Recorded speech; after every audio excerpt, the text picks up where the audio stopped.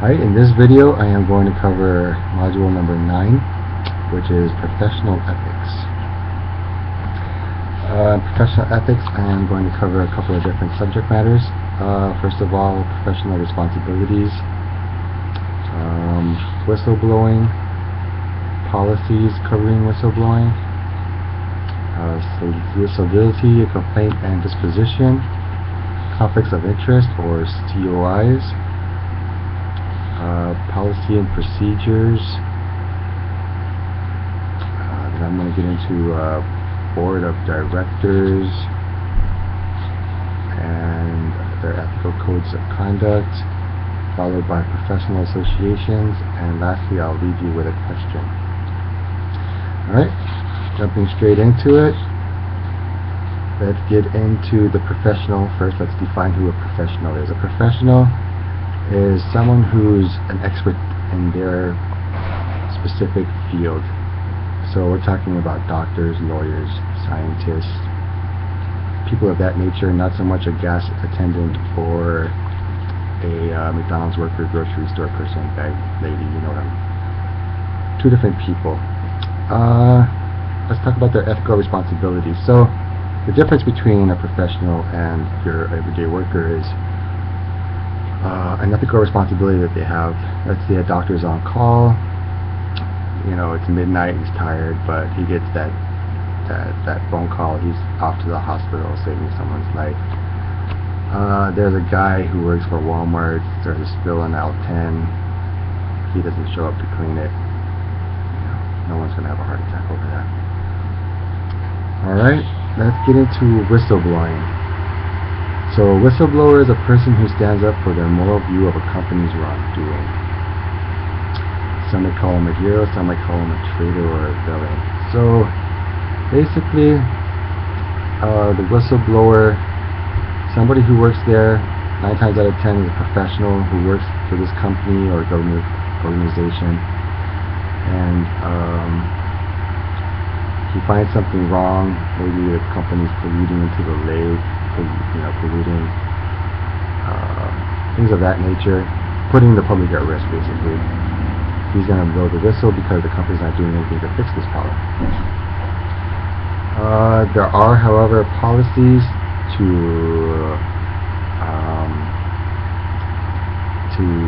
protect the whistleblower.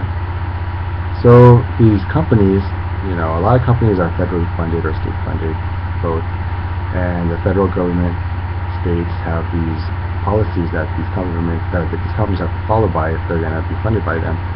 And that's to protect the whistleblower from harassment, victimization. They don't want to lose their job. You know, they might not blow the whistle if they know they're not going to be protected. So that's why those policies are there. With whistleblowing, there obviously has to be what they call a solidity of complaint of disposition. Although it is not the whistleblower's, it's not expected for them to prove the truth, but they do have to have significant grounds for their complaint. They can't just be making up any little thing because they're having a bad day. They obviously have to come up with sufficient evidence, or a way for people to find sufficient evidence of their claim. And the reason why 9 times out of 10 people are doing this whistleblowing is their ethical obligation to their profession. Like I said, it's usually not a regular worker, it's someone in the professional field that's doing this this whistleblowing. From there we leave that and we get into conflicts of interest. Webster's Dictionary defines it as a conflict between a private interest and the official responsibilities of a person in the position of trust.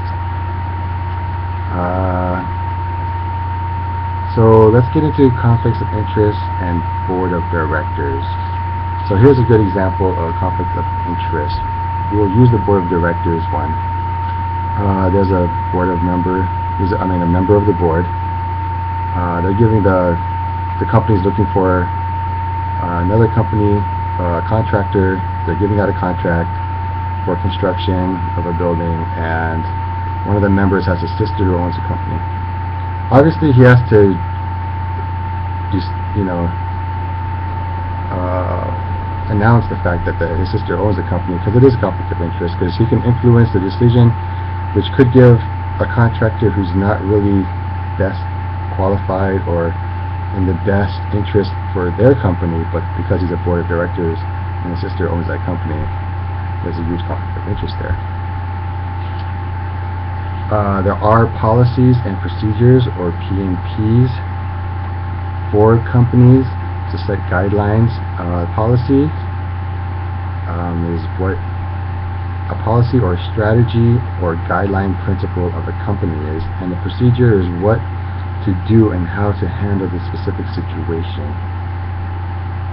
Like, for example, the board of directors and the sister, I'm sure they're going to have to, review her contract along with everyone else's and see what the outcome is.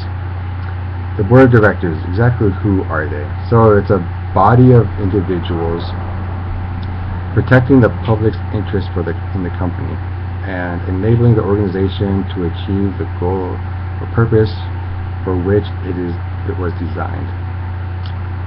Now, all of these board of directors have a ethical code of conduct declaration. Very quickly, it just covers some things. 1, accountability; 2, personal gain; 3, equal opportunity; and 4, collaboration and cooperation.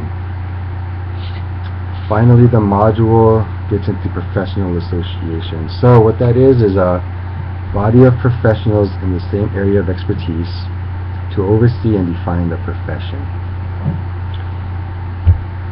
So you have this association, and it's not like the board of directors where it's just a few people. It's like a company almost, and they get together and continuously strive to achieve a better profession that they, for them and their colleagues.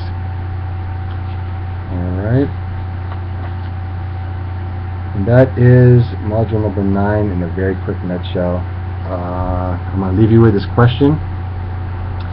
In regards to consequentialism and ethical egoism, do you blow the whistle or worry more about self-preservation? Are you going to get anything out of it? That's my question for you, and thank you very much.